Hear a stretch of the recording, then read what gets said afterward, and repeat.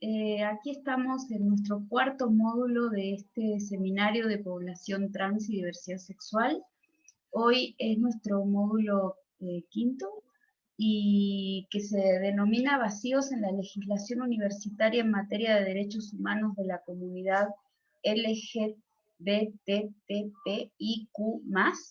y es impartido por la licenciada abogada Socorro Damián y también la abogada Yelitza Horta, ambas de la Unigénero de la UAM Unidad Iztapalapa. Entonces, primero les voy a leer su pequeña semblanza, digo su gran semblanza, pero en realidad la he resumido porque es muy grande, así que la voy a leer en breve. Voy a comenzar con la licenciada Socorro, que está escrita en primera persona. Ella dice que es abogada feminista y madre de 3 mujeres, Yexalén, Leslie y Atsiri, a quienes amo profundamente, dice Soco. Soy licenciada en Derecho por la Universidad Veracruzana, especialista en Derecho Civil por la UNAM. Cursé estudios de maestría en Derecho en la UNAM. Cursé un diplomado en Derechos Humanos y Violencia Familiar en el Instituto de Investigaciones Jurídicas de la UNAM. Participé en el primer diplomado Feminismo desde América Latina en la UACM San Lorenzo, Tezonco, y participé en el área de investigación de asistencia legal por los derechos humanos ASI Legal. Aquí, como les dije, es muy grande su CV, entonces voy a avanzar un poquito. Soco también dice, fui ponente en el Congreso Internacional de Estudios de Género del IPN, Alternativas y Miradas Críticas a la Inclusión y la Igualdad Sustantiva con la ponencia de violencia de género en las IES, resistencias y obstáculos para su erradicación. Fui asesora de la comisión encargada de la elaboración del protocolo para la atención y prevención a la violencia de género en la UAM Iztapalapa, aprobado el 13 de marzo del año en curso, y he concluido recientemente el curso sobre abordaje psicológico y victimológico para mujeres en situación de violencia, el curso Valoración del riesgo feminicidio en contexto de confinamiento doméstico por COVID-19, impartido por la Facultad de Psicología de la República de Uruguay. Bueno, Soco es precisamente responsable de la Unidad de Acción para la Prevención y Erradicación de las Violencias de Género, la Inclusión con Equidad y el Respeto a las Diversidades por la Unigénero de la UAM Iztapalapa, y por supuesto es responsable de este seminario. Además, recientemente Socorro ha sido galardonada con la medalla Emilio Krieger 2020 por la Asociación Nacional de Abogados Democráticos, ANAD, por su defensa en los derechos humanos en los espacios universitarios y en específico en el tema de la prevención y atención a la violencia contra las mujeres por razón de género. Felicitaciones de nuevo, Socorro, por este galardón. Sigo con la licenciada Guadalupe Yelitza Horta Dávalos, originaria de la Ciudad de México, abogada feminista egresada de la Facultad de Derecho de la UNAM, ha tomado cursos de actualización en materia de derechos humanos, autonomía de las mujeres, feminismos, argumentación jurídica con perspectiva de género, entre otros temas afines en diversas instituciones como la Suprema Corte de Justicia de la Nación, Comisión Nacional de Derechos Humanos y la UNAM. Se ha desarrollado en materia penal con una perspectiva de derechos humanos y género, enfocando su trabajo en la atención a víctimas de violencia de género, ha colaborado en instituciones como el Instituto Nacional de las Mujeres y la Unidad para la Atención de Denuncias de la UNAM. Actualmente es abogada de la Unidad de Acción para la Prevención y Erradicación de la Violencia de Género, la inclusión con equidad y el respeto a las diversidades de la unigénero de la misma unidad. Por supuesto, también Yelitza ha sido y es responsable de la organización y puesta en marcha de este seminario. Y finalmente, Yelitza es activista jurídica, actualmente forma parte de la red de abogadas Violeta, brindando asesoría de atención jurídica a mujeres de toda la República Mexicana. También ha colaborado en la revista digital Visibles con el tema Mujeres privadas de la libertad, importancia de la perspectiva de género. Entonces, dichas estas semblanzas, le doy la palabra tanto a Socorro o a Damián, que ellas van a hablar alternativamente en toda esta hora del seminario. Muchas gracias. Muchísimas gracias, Analí. Buenos días a todas y a todos quienes ya se están sumando ahorita y también por redes sociales, por Facebook, y quienes están aquí entrando al Zoom. Agradezco pues que hoy también estén con nosotras en el 5º módulo, que también es de suma importancia. Hemos estado acompañando todos estos días, bueno, que han sido el seminario a él y los ponentes, y nos hemos percatado de la importancia de que todo lo que se ha mencionado en este seminario, de lo que se ha hablado sobre la diversidad sexual, la problemática, las violencias, pues no quede nada más en un tintero, sino que efectivamente hagamos una remembranza de cómo de cómo la diversidad sexual no puede ser discriminada y no tiene por qué ser violentada en ningunos espacios, mucho menos el espacio educativo, y que para eso, pues hoy mi compañera Yelitza y yo traemos una presentación donde les vamos a hacer un abordaje, podemos decir, histórico de cómo esos derechos se han ido conquistando y cómo se tienen que materializar, pues en las legislaciones de la universidad o de las universidades. Les voy a compartir pantalla.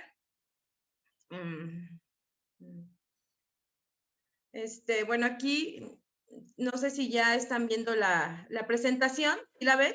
¿Me pueden decir? Sí, sí. Bueno, estamos viendo contenido. Muchísimas gracias, Marco. Y aquí en el contenido, pues vamos a abordar lo que es cómo ha evolucionado los derechos humanos. Nos vamos a estar moviendo entre mi compañera Yelitza y yo para abordar estos temas, estos puntos. ¿Cuáles son los principios que rigen en los derechos humanos? Vamos a hablar también del marco normativo internacional, el marco normativo regional, el marco normativo nacional y desde luego nuestra legislación, nuestras normas, nuestros reglamentos en la UAM, no solo en la UAM Iztapalapa, sino en toda la UAM. ¿Cómo vamos a realizar esta intervención?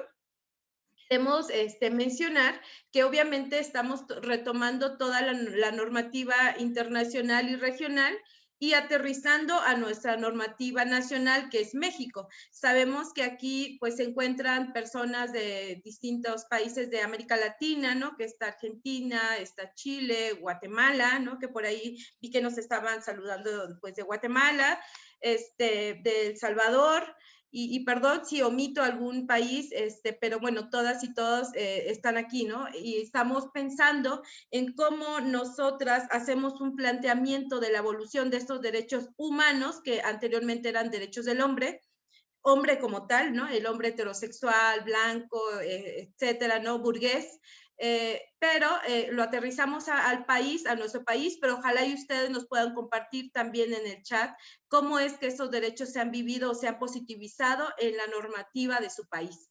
Bueno, ¿qué son los derechos humanos, no? Cuando hablamos de derechos humanos parece que ya tenemos entendemos así que son derechos subjetivos, ¿no? Que son prerrogativas, que son facultades o aspiraciones a las que, válgase la redundancia, a las que aspira el ser humano. Estos derechos humanos fueron como tal en todo el tiempo, ¿no? Y bueno, aquí me gusta mucho esta niña contestataria, porque nos refleja incluso la realidad de muchos países, Joaquín Lavado Quino, ¿no? Ya hace tiempo con esta caricatura tan bella, ¿no? De esta niña, nos reflejaba la diversidad y eso que ya tiene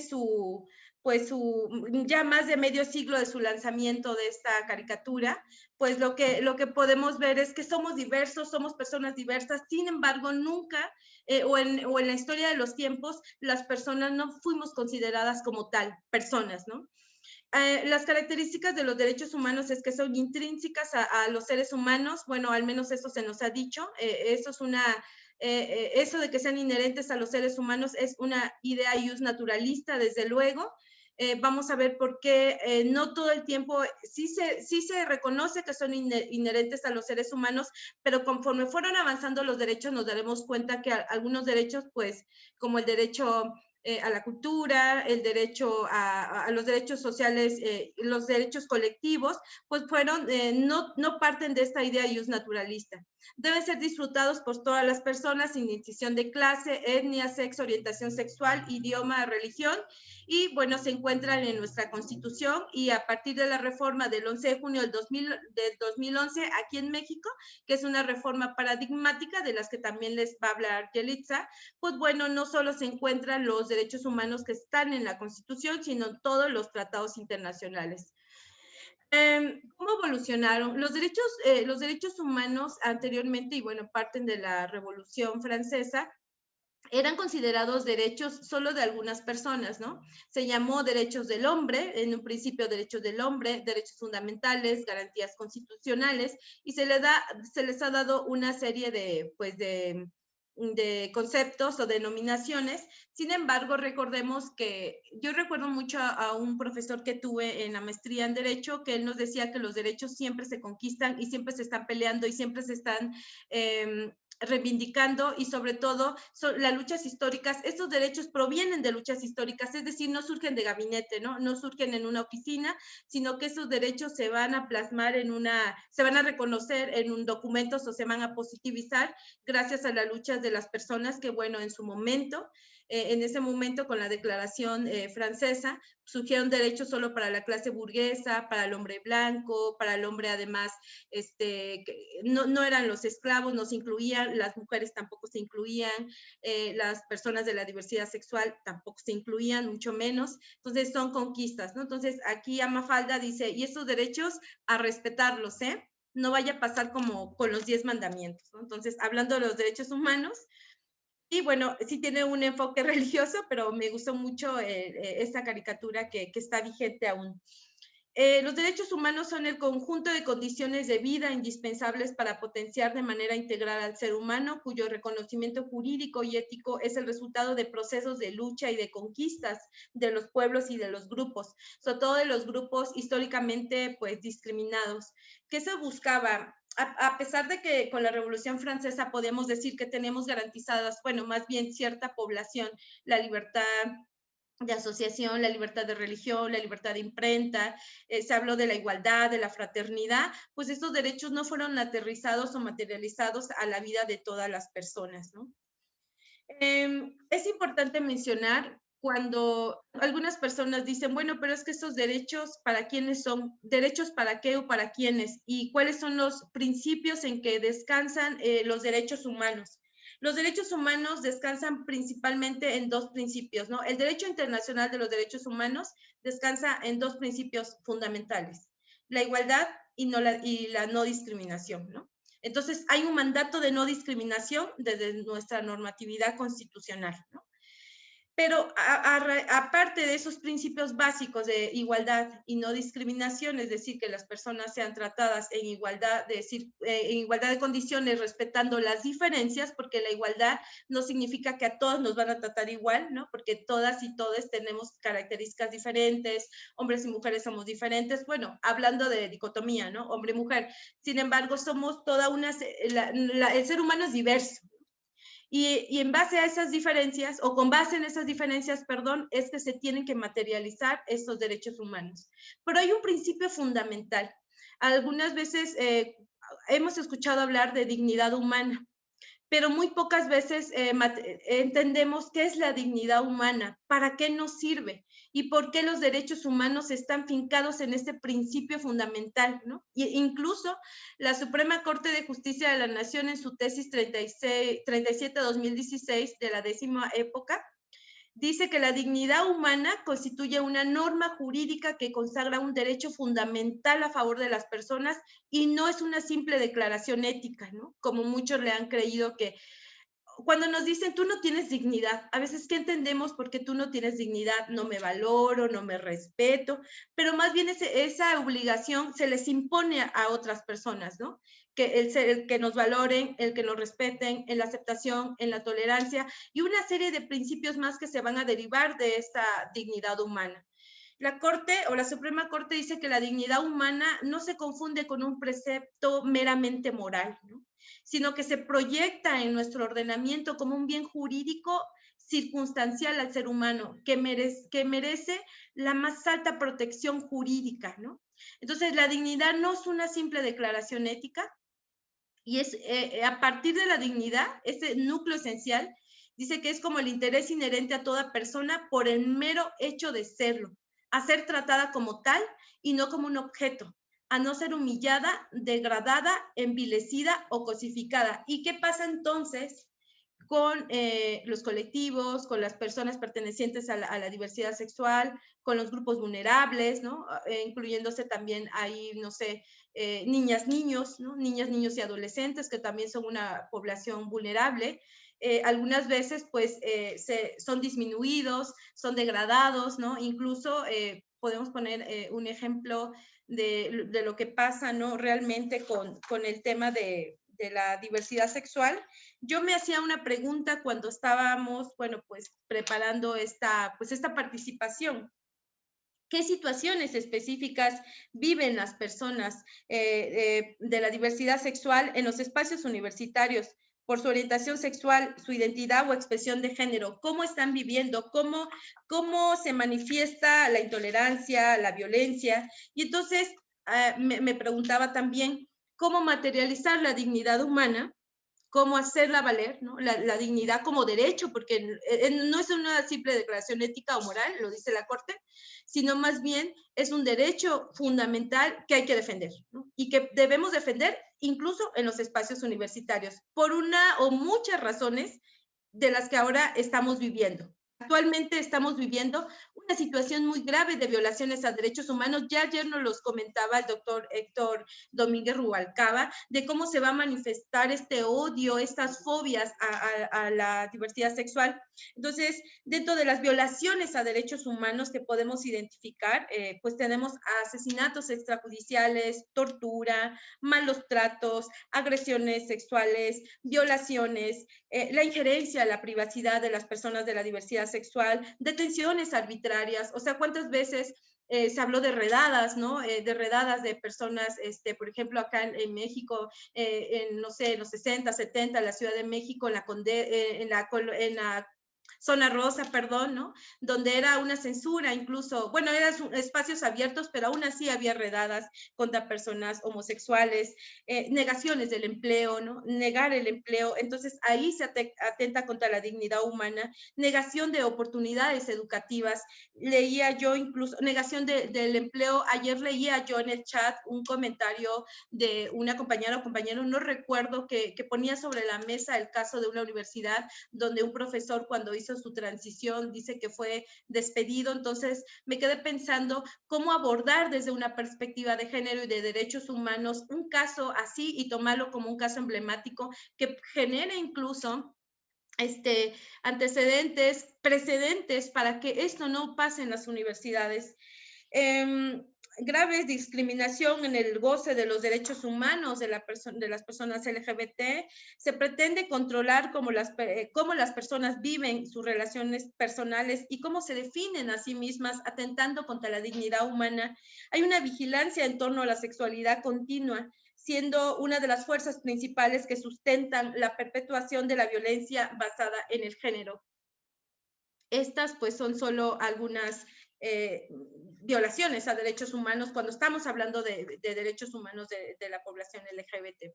Ahora, dentro de estos derechos humanos, yo les comentaba que es que no es que nacieron así como por obra de magia, ¿no? Por arte de magia, sino que fueron parte de una evolución, de esta evolución de los derechos humanos, pues por cuestiones prácticas o metodológicas, algunos autores, autoras hablan de primera, segunda, tercera generación, es decir, los derechos se fueron positivizando, se fueron escribiendo en las normativas, en los documentos, a través de las luchas. La primera generación hablamos de las libertades, ¿no? Suceden con la Revolución Francesa. La segunda, aquí, bueno, no se tomó en cuenta a los grupos vulnerables como los trabajadores y, bueno, se les dejó a un lado al proletariado. La segunda generación, que incluyen los derechos sociales y culturales, surgieron a partir del siglo XIX, a raíz de los movimientos obreros que surgieron para denunciar los abusos y la falta de condiciones dignas de trabajo. Entonces, estamos hablando de los DESCA, ¿no? Los derechos económicos, sociales y culturales, como el trabajo, la vivienda, la salud, la educación. Y la tercera generación aparecieron en el siglo XX y los sujetos de los derechos son colectivos, considerando el derecho de los pueblos, derecho al desarrollo sostenido, derecho a la autodeterminación de los pueblos, derecho a la paz, a la protección de datos personales. Y entonces vemos así cómo fueron evolucionando y decimos, entonces, ¿dónde metemos los derechos humanos de las mujeres? Y no que ya estaban reconocidos. Y entonces, que si todos somos personas, ¿ya teníamos todos estos derechos? Sí. Es decir, por el simple hecho de ser personas, el Pacto de Derechos Civiles y Políticos, el Pacto de Derechos Económicos, Sociales, Culturales, ya nos reconocían como personas, pero en la práctica no era así. En los hechos no era así. Por ejemplo, el matrimonio a personas del mismo sexo, bueno, pues tuvo que ser un derecho ganado o conquistado, ¿no? Entonces, han tenido que surgir movimientos, ¿no? Movimientos organizados de colectivas, colectivos, incluso, por ejemplo, de las mujeres, ¿no? Para que se pudieran materializar, no sé, en una convención Belén do Pará o en la CEDAW, esos derechos de las personas, ¿no? Y bueno, hasta aquí mi parte de la evolución de los derechos humanos.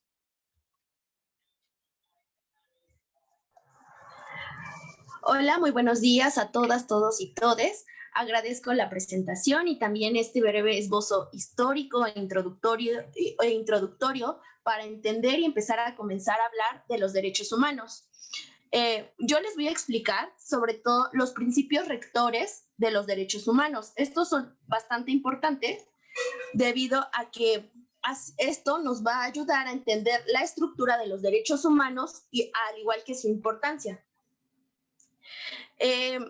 Cabe mencionar que estos principios que voy a mencionar y explicar no es como que los doctrinarios del derecho y doctrinarias hayan dicho, bueno, suenan bien, hay que ponerlos como los principios rectores de los derechos humanos, etcétera. No, en realidad estos principios nacen a través del estudio y de la evolución de los mismos derechos humanos y vienen, son tomados a partir del conocimiento del estudio desde la filosofía, desde la sociología y también pues el estudio jurídico de los mismos.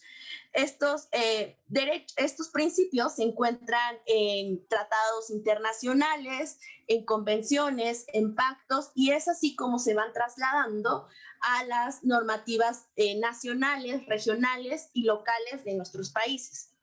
Estos principios son 4, que son, los derechos humanos son universales, son interdependientes e indivisibles y también progresivos.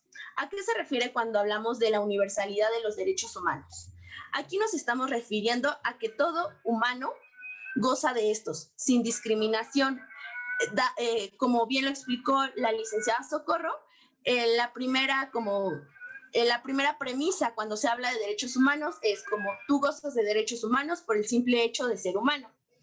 Esto apoyándose de las teorías naturalistas. Pero la universalidad de los derechos humanos se refiere a esto. Tú eres una persona, tú eres un humano y tú vas a gozar de estos derechos a partir de este principio de no discriminación e igualdad. A partir de que vienen a proteger y vienen de la misma dignidad humana. Sin embargo, hay que entender algo. Los derechos humanos no son absolutos. La universalidad se trata de que deben ser protegidos todos también, porque dado que no puede infringirse la dignidad humana. Sin embargo, pues nosotros, ustedes me dirán, nosotros lo pensamos, es como, pues sí, son universales, pero tenemos claro que no a todos se les protege, no a todos se les recomienda, no a todos se les reconoce, entonces así como que muy universales no lo son. Hay que entender que también los derechos humanos tienen cierta flexibilidad, no en el reconocimiento y no en la protección, debe ser sí o sí, sino más bien en amoldarse a las necesidades, a la evolución del tiempo, de la sociedad y a las condiciones de vida actuales. Es decir, que justo la misma protección que se les da a los derechos humanos en un país no va a ser lo mismo que se le va a dar en otro, dado a la evolución, dado a cómo se van desarrollando. Sin embargo, esto no quiere decir que no sean universales. Pero bueno, este principio, debo decir, que es el principio más criticado de los derechos humanos, ¿Por qué? Porque también nos dicen muchos autores y autoras que si bien los derechos humanos son universales y así, pues la verdad es que tienen una visión occidental y una visión eurocéntrica y que no toman en cuenta pues las diversidades, la multiculturalidad y sobre todo que cuando estos empiezan a nacer, que cuando estos empiezan a desarrollar, pues muchos de los países estaban colonizados. Entonces, pues habla de que esta universalidad pues también tiene, que en sí es una universalidad occidental. Sin embargo, pues tenemos, para hablar de esta universalidad, al menos aquí en América Latina, tenemos que entender que, bueno, nosotros también las convenciones que a nivel regional se hacen a partir de los derechos humanos devienen regionalmente de la Organización de Estados Americanos, quienes retoman los principios, retoman los derechos de las declaraciones universales, de los pactos universales y que son aplicados pues a manera regional. Entonces también estos, a la hora de aplicarse de manera regional, pues ya aquí sabemos cuál es nuestro contexto cultural, social, económico, político y cómo aplicarlos para que esta universalidad sea exigible y protectora de los derechos humanos. Por otra parte, tenemos que son interdependientes. Esto quiere decir que están relacionados entre sí. Esto es que no puede hacerse ninguna separación ni pensar que unos son más importantes que otros. Es decir, que se deben de interpretar y tomar en su conjunto y no como elementos aislados. ¿Por qué? Aquí hay dos puntos muy importantes de explicar. Primero, en que no podemos estar hablando de una vida libre de violencia si no tenemos un derecho al acceso a la justicia. Porque si no hay acceso a la justicia, evidentemente también me estás violentando mi derecho a una vida libre de violencia. Y a partir del derecho a una vida libre de violencia, me estás violentando otros derechos. Digamos, una cuestión de abuso sexual que pasa en una universidad y que además de llevarse en instancias universitarias, se lleve a instancias penales,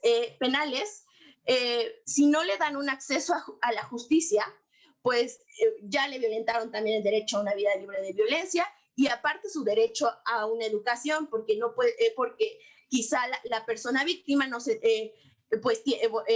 siente, está compartiendo clases con la persona que la violentó, lo está viendo continuamente, entonces pues también ya le están violentando este derecho humano. Entonces debemos tener en cuenta la interdependencia y ver a los derechos humanos como algo integral, no verlos de forma separados. Y es importante también verlos que sin jerarquía. ¿Por qué sin jerarquía? Y aquí vamos a entrar también en debate, porque muchos hablan de no, pues es que cuando hay un caso en el que se debe de ponderar los derechos humanos, ¿qué hacemos? ¿Cuál es más importante? ¿El derecho a la educación o el derecho a una vida libre de violencia? ¿O cuál es más importante? Pero no tenemos que hablar tanto de una ponderación de derechos humanos. Tenemos que hablar de una armonización de derechos humanos en donde esto se pueda, a partir de la interpretación que les damos, de la aplicación y de la protección que les damos, podamos protegerlos y darle un mismo nivel y jerarquía a los mismos y un mismo nivel sobre todo de exigibilidad. Después, cuando hablamos de que son indivisibles, volvemos a hablar, de hecho estos dos principios, tanto el de interdependencia como el de indivisibilidad, son muy afines. ¿Por qué? Porque cuando hablamos de la indivisibilidad, también estamos hablando de que debemos entenderlos por un todo, que forman parte de un todo y que no podemos... no podemos verlos de forma separadas. Y tampoco es como, bueno, te voy a respetar tu derecho a libre de asociación, pero no tu derecho a la libertad de expresión. Porque así, hablando de la interdependencia, pues me estás violentando no solo uno, sino dos derechos y muchos más. Por último, vamos a explicar esto de la progresividad. Bueno, como ya vimos, los derechos humanos se entienden en un conjunto. Y entonces estos derechos vienen desde un contexto de las necesidades pasadas y las necesidades actuales. Sin embargo, esto no quiere decir que los derechos humanos ahí se quedan y ya no van a seguir y ya no hay que discutirlos y ya no hay que hablar de derechos humanos y ya no hay que exigirlos porque ya están en un tratado, porque ya están en la Constitución, porque ya están en leyes. No. Los derechos humanos son progresivos, por eso hay que hablar de ellos, por eso hay que discutir de ellos para saber hacia dónde nos dirigimos y cuáles son la necesidad que tenemos ahora y cuáles y las prerrogativas que necesitamos a favor de nuestra vida actual, de cómo estamos evolucionando como sociedad. Hay algo muy importante en esto de que sea progresivo, es que no hay un retroceso. No podemos decir, bueno, ya te reconocí el derecho a una vida libre de violencia, pero ¿qué crees? Ahora como que ya no me gusta reconocerte este derecho porque me estás causando muchos problemas, entonces lo vamos a quitar. Y es como no. Este mismo principio de progresividad nos habla de que los derechos humanos siempre van hacia adelante, nunca hacia atrás. Y también a la hora de que cuando hablamos de su progresividad, no vamos a hablar de pronto ya van a estar todos nuestros derechos protegidos, garantizados, etcétera. No, estamos hablando de que este avance de derechos humanos debe ser siempre gradual y constante y, como dije, siempre hacia adelante. Ahí. ¿Podrían cambiar la diapositiva, por favor? Sí, voy. Gracias. Muy bien. Entonces, tenemos que estos son los principios que rigen a los derechos humanos desde el derecho internacional, y siempre que hablamos de derechos humanos vamos a encontrar estos 4 principios. Además, existen otros principios como el hecho de que son inalienables, que son imprescriptibles, que son irrenunciables y que son exigibles. Esto en cuanto a los principios. Pero ahora quisiera aterrizar un poco sobre cómo es que estos principios llegan a México y cómo es que impactan creando un nuevo paradigma de interpretación jurídica, de aplicación de leyes y un nuevo paradigma jurídico. Primero, esto pasa en la reforma de junio del 2011, en la cual es una reforma al artículo 1 constitucional, en el cual primero al principio una palabra cambia muchísimo todo, porque dice, todas las personas gozarán de los derechos humanos reconocidos en esta Constitución y en los tratados internacionales de los que el Estado mexicano sea parte, así como su garantía para su protección. Entonces, esto es súper importante, ¿por qué? Porque ya no nos está hablando de que los derechos son otorgados por el Estado. Antes, el texto de la Constitución mexicana decía que hablaba de garantías individuales primero y además hablaba de un otorgamiento de estas garantías individuales. Ahora estamos hablando de un reconocimiento. ¿Por qué? Porque si nos regresamos un poquito a lo explicado por la licenciada Socorro, vemos que estos tienen su fundamento en la dignidad humana. Entonces, estos son anteriores hasta el derecho. Entonces, estamos hablando de que los derechos humanos existen y que ahora se van a reconocer y se van a proteger y a garantizar. Este es como el primer cambio de paradigma importante a partir de esta reforma, pero aparte aquí nos dice algo súper importante, dice, y también reconocer los derechos humanos de los tratados internacionales en los que el Estado mexicano sea parte. Esto es súper importante porque ya nos está hablando de una jerarquía similar de los tratados internacionales de derechos humanos, similar a los de la Constitución, lo que rompe con el paradigma positivista que siempre habíamos, que desde mucho tiempo nos hablan en las facultades de Derecho de la Constitución, está encima y nada encima de la Constitución, pero ahora es como, espérate, hay tratados internacionales en materia de derechos humanos que pueden proteger mejor que tu Constitución y tú firmaste este tratado internacional, entonces pues reconóceme este derecho, este tratado y házmelo valer. Y eso lo explica cuando hablamos de lo que se conoce como el principio pro persona. que nos dice a la letra: las normas relativas a los derechos humanos se interpretan de conformidad con la Constitución y con los tratados internacionales en materia, favoreciendo en todo tiempo a la persona la protección más amplia. Es decir, si el tratado internacional protege mejor que tu Constitución y tú ya firmaste y ratificaste ese tratado internacional, vamos a hacer valer el tratado internacional. Bueno, aquí dentro de este mismo artículo precisamente nos enmarca los principios de universalidad, interdependencia, indivisibilidad y progresividad. Y por otra parte, también nos marca las obligaciones de las autoridades para promover, proteger, garantizar y respetar los derechos humanos, y las obligaciones del Estado de prevenir, investigar, sancionar y reparar las violaciones a los derechos humanos. Estas cuestiones más adelante las explicaré cuando hablemos precisamente del marco local mexicano. Y por último, en este mismo artículo, que es el que rompe todo el paradigma y crea un nuevo paradigma, hablamos del principio de no discriminación y de igualdad. Y aquí está súper importante lo que dice, porque aquí nos dice: queda prohibida toda discriminación motivada, nos enlista una serie de razones por las que alguien puede ser discriminado, y aquí resalta las preferencias sexuales o cualquier otra que atente contra la dignidad humana y tenga por objeto anular o menoscabar los derechos y libertades de las personas.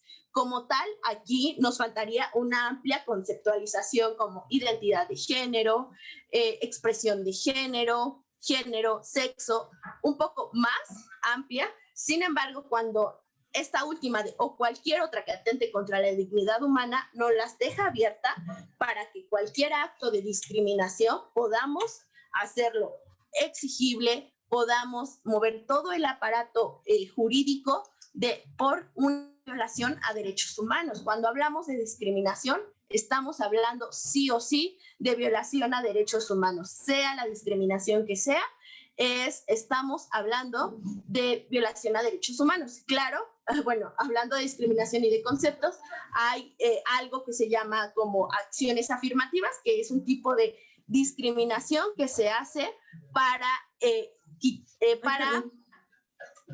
poder subsanar, no se preocupe, para poder subsanar las desigualdades estructurales y sistémicas. Más adelante podemos hablar de esto, pero bueno, esto es en cuanto al marco sobre los principios, sobre la Constitución mexicana, y bueno, ya vamos a entrar como en materia de empezar a hablar del marco internacional, qué derechos protege, del marco regional, que yo creo que para los asistentes ahorita a este módulo, a esta ponencia, pues es el importante, porque pues tenemos muchas personas de América Latina, y por último enfocarlo tanto en el marco mexicano y al final al de legislación universitaria en materia de la UAM Iztapalapa.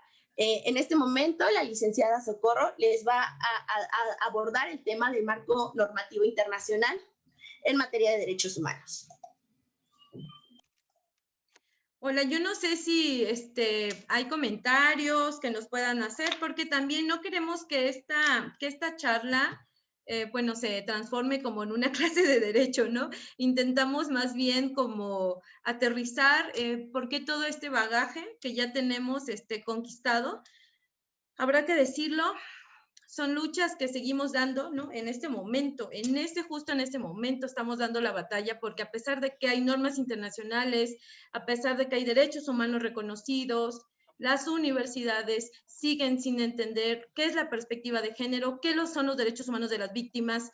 Voy a poner un ejemplo. Yo acabo de salir ahorita de una reunión, ¿no? Entonces me parece lamentable que las víctimas se atreven a denunciar, las víctimas rompen el silencio, las víctimas se atreven a hablar, y todavía hay instancias que no entienden que a las víctimas, por ejemplo, ¿no? O sea, en eso de los derechos conquistados, una víctima tendría que recordar las circunstancias de modo, tiempo y lugar, cuando se está hablando de un acoso cibernético, cuando se está hablando de una violencia psicológica, pues sabemos que esos derechos están fincados en la dignidad humana y que muchas veces las personas víctimas que denuncian no tienen cómo acreditar porque se trata de hechos que se dan en la secrecía. Cuando hablamos de ciberbullying, por ejemplo, estamos hablando de hechos que se llevan a cabo en redes sociales con perfiles falsos, etcétera, ¿no? Bueno, pues de esa situación estamos hablando. Las universidades estamos enfrentando realmente la problemática del ciberbullying, del ciberacoso a la población LGBTIQ, o sea, cómo la estamos enfrentando y con qué herramientas. Por eso es súper importante que conozcamos estos marcos internacionales para no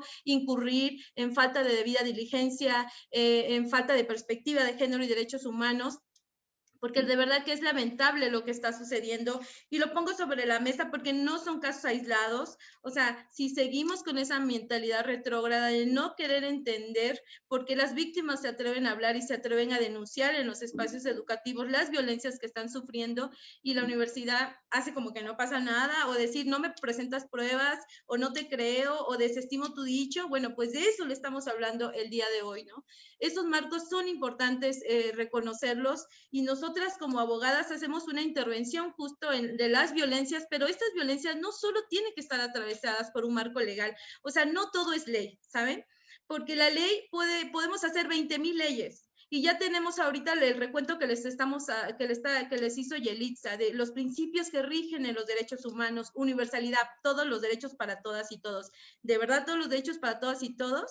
Cuando les hablamos de progresividad, es decir, decía una maestra, lo caído, caído, ¿no? O sea, lo que ya tengo ya no me lo quitas, ¿no? Ah, pero bueno, vemos que hay regresión en materia de derechos humanos, entonces sabemos y debemos de conocer cuáles son los principios que van a regir, que van a regular esos derechos humanos y que no nos los tienen que mover y los tenemos que defender a capa y espada, y esa es nuestra tarea como abogadas. Lo estamos haciendo en las universidades, nos estamos enfrentando incluso a instituciones que todavía revictimizan a las personas que se atreven a denunciar. Tenemos la Declaración Universal de los Derechos Humanos, que fue proclamada por la Asamblea General de las Naciones Unidas porque se dijo, entre las naciones hay odio. ¿Cuál fue lo que motivó que hubiera una declaración universal? El odio entre los pueblos, ¿no? O sea, el holocausto. O sea, venimos de sociedades violentas que odiaron y parece que estamos retornando en pleno siglo XXI a esos falsos paradigmas de sociedad, ¿no? Porque son falsos, porque en ningún momento fueron benéficas para los pueblos. Entonces, esa declaración se hizo importante. Ahí vienen plasmados los derechos de todas las personas. Y en ningún momento dijeron, no entran las mujeres, no entran las personas de la diversidad sexual. No, entrábamos todas y todos, ¿no? El Pacto de Derechos Políticos, que fue en 1973, bueno, se aprobó y 10 años después entró en vigor. El Pacto de Derechos Económicos, Sociales y Culturales, las 100 reglas de Brasilia sobre el acceso a la justicia de las personas en condición de vulnerabilidad. Si ustedes van a estas reglas de Brasilia, les van a decir quiénes son las personas en vulnerabilidad, ¿no? Son aquellas que tienen un estatus, ¿no? Dice desigual, históricamente construido. Entonces, estamos las mujeres, las niños y niños, las personas con capacidades diferentes, están la comunidad de la diversidad sexual, ¿no? O sea, se tiene un nivel de vulnerabilidad y por lo tanto dice que no se accede en igualdad de circunstancias a la justicia, ¿no? Entonces, hay reglas básicas que se tienen que respetar. Pero lo que quisiera resaltar son los principios de Yogyakarta, que son los principios sobre la aplicación de la legislación internacional de derechos humanos en relación con la orientación sexual y la identidad de género. Estos principios van a ser un marco, es decir, van a interpretar todos los derechos humanos que ya estaban como regados en otros tratados y convenciones, pero ahora les van a dar un enfoque de diversidad sexual, ¿no? Les van a dar una perspectiva interseccional incluso, ¿no? Entonces, esos principios son importantes porque van a delimitar compromisos específicos que tienen los estados en materia de educación, en materia de vivienda, en materia de salud, en materia de derecho al trabajo. Es decir, tú como Estado, ¿qué tienes que hacer en materia de educación, ¿no? Por ejemplo. Y entonces, estos principios de Yogyakarta nos dicen que en materia de educación, pues los centros educativos pues tienen que crear condiciones para que las personas de la diversidad sexual, dicen, no sean discriminadas por orientación e identidad de género, tiene que destinar recursos también para que se cree no solo la infraestructura necesaria para la atención, se les tiene que dar acompañamiento legal, psicológico y médico en caso de ser víctimas de violencia dentro de los centros educativos. Entonces, estos principios son importantes, así como nosotras le decimos a la CEDAW, la Carta de los Derechos Humanos de las Mujeres, ¿no? Que es la Convención para eliminar todas las formas de discriminación contra la mujer, pues los principios de Yogyakarta puede decir que es como la carta magna de la diversidad sexual, ¿no? O sea, yo pudiera decirlo así, interpretar así. Entonces, cuando ayer justo hacían la pregunta de cómo se les hace, cómo hacen los docentes, las docentes en las universidades, en las instituciones de educación superior, para materializar estos derechos o para que formemos o creemos espacios incluyentes, pues tenemos ya recomendaciones, ¿no? O sea, hay un importante y que se los vamos a compartir, yo creo que ahorita Yelitza se los va a pasar por el chat, que es un informe que yo les invitamos a leer. Se llama Universidades Libres de Violencia y Discriminación por Orientación Sexual e Identidad de Género. Recomendaciones para la construcción de espacios educativos más inclusivos y seguros para las personas de la diversidad sexual. Bueno, y se hizo un grupo, de grupos focalizados, se entrevistaron a alumnas y alumnos, sobre todo egresados de instituciones de educación superior, no sé, de Veracruz, de Chiapas, creo, Ciudad de México, fueron algunos estados de la República que se eligieron, se entrevistaron, y bueno, este informe, que se llama la asociación YAD, Asociación Civil, ha impulsado el programa Fortalécete LGBTI dirigido a personas de la diversidad sexual, y dentro de las recomendaciones que a mí me parecen súper importantes y que las vamos a ver ahorita al final de esta presentación, pues no solo le dicen a las instituciones de educación superior que modifiquen sus reglamentos, todo lo que tiene que ver con la normativa, ¿no? Reglamentos internos, leyes orgánicas, estatutos, etcétera. No solo le dicen eso, sino que dice, enfócate principalmente en el tema que tiene que ver con la transformación de la cultura, la transformación de esta cultura de discriminación que permea en los espacios.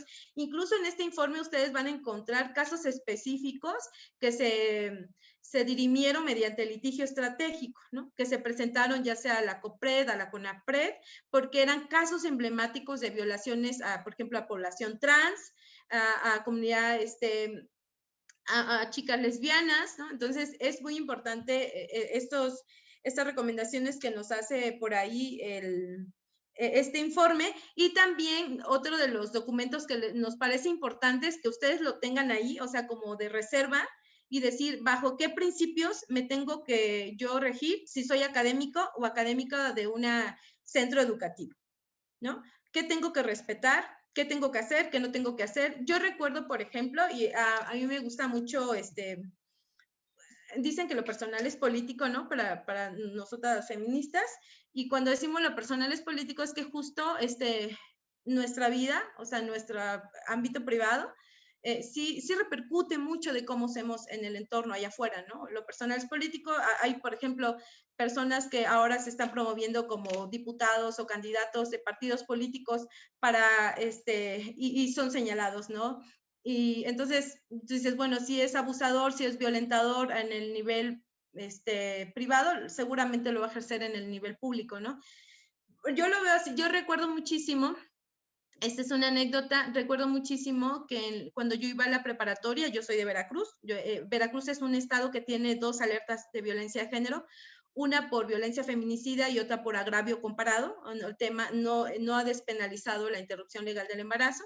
Veracruz es un estado pues con rezago pues económico, pero es muy rico, ¿no? En cuanto a recursos naturales, pero permea una sociedad, todavía una ideología, ¿no? Machista, una cultura machista de discriminación. Y yo recuerdo que en la preparatoria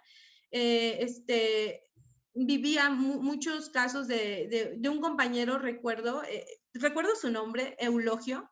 Eulogio era gay, mi compañero, y íbamos como por cuarto semestre, y yo recuerdo mucho cómo lo encerraban mis compañeros.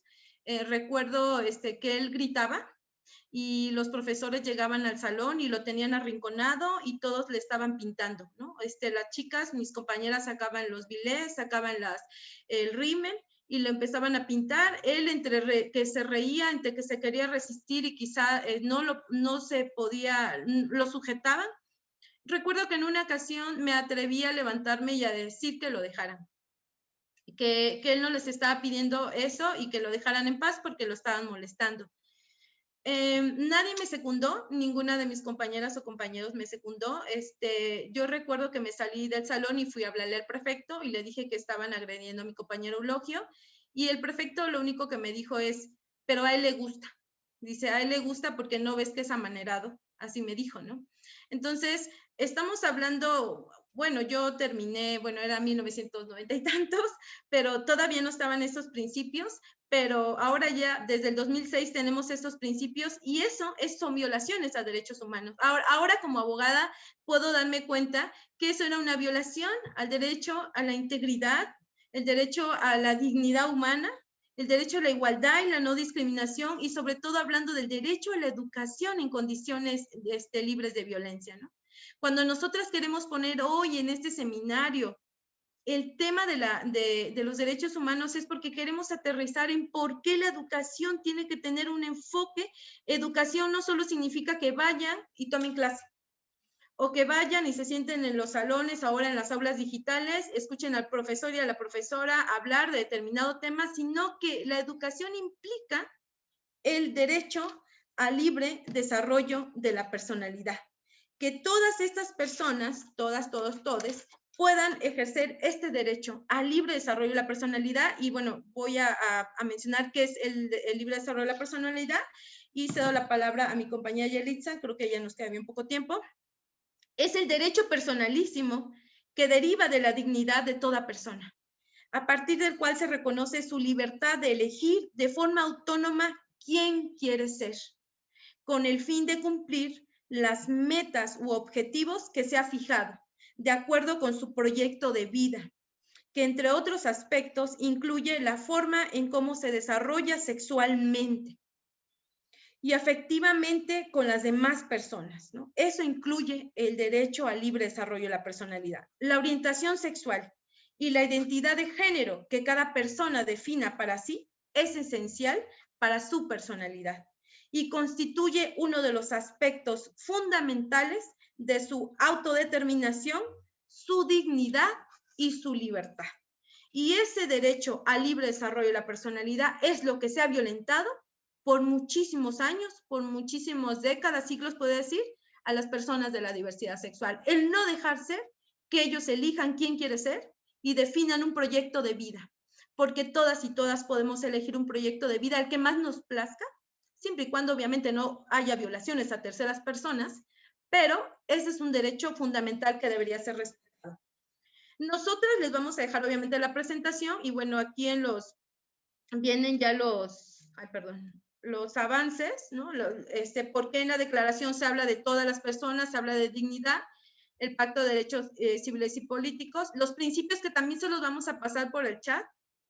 Y tienes la palabra, Yelitza.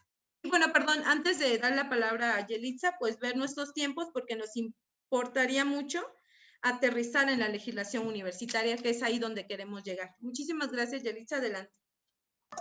Muchas gracias, licenciada. Bueno, ahora vamos a hablar del marco normativo interamericano. Como bien lo mencionó la licenciada Socorro, pues de que hay normativa internacional amplia en materia de protección a derechos humanos, a protección de derechos de la comunidad LGBTIQ+, y a las mujeres, pues la hay. Realmente hay una normativa amplia internacional y pues también esto va hacia lo regional. Sin embargo, pues más adelante pues ya estaré yo haciendo una breve crítica a esta parte de pues mucha legislación, muchas leyes, pero pocas acciones y actuaciones de las autoridades y de los estados. Bueno, pero en este sentido, hablando para que se conozcan un poco de los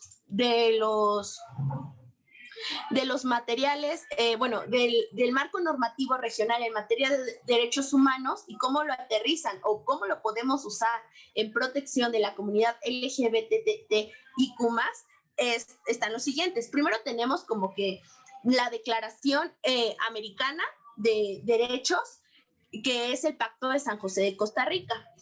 Aquí se engloban todos los derechos civiles y políticos. Y aquí me gustaría mencionar algo y que es muy importante para que también veamos cómo es esta evolución de los derechos humanos. Aquí en el Pacto de San José de Costa Rica, pues sí nos dicen, los estados partes en esta convención se comprometen a respetar los derechos y libertades reconocidas en ella y a garantizar su libre y pleno ejercicio de toda persona que esté sujeta a su jurisdicción sin discriminación alguna. Y nos enlista una serie de motivos por los que alguien puede ser discriminada: raza, color, sexo, idioma, religión, opiniones políticas, y hasta ahí se queda. Entonces, a lo que a nosotros estamos viendo ahorita es como no menciona género, no menciona identidad de género, no menciona expresión de género, no menciona orientación sexual, nada parecido, salvo el sexo. Entonces, pues aquí está curiosa esta denominación, dado que hoy en día sigue esta denominación y no se ha ampliado un poco más debido a... y es como el Pacto de San José, nuestra convención americana de derechos políticos y civiles. Y yo creo que parte de esto viene pues mucho del año y de la etapa en la que esta convención se empieza a crear. Y bueno, y aquí cómo podemos hacer válidos entonces estos derechos y sobre todo este principio de igualdad y no discriminación. Pues bueno, aquí nos deja abierta la pauta este mismo artículo de por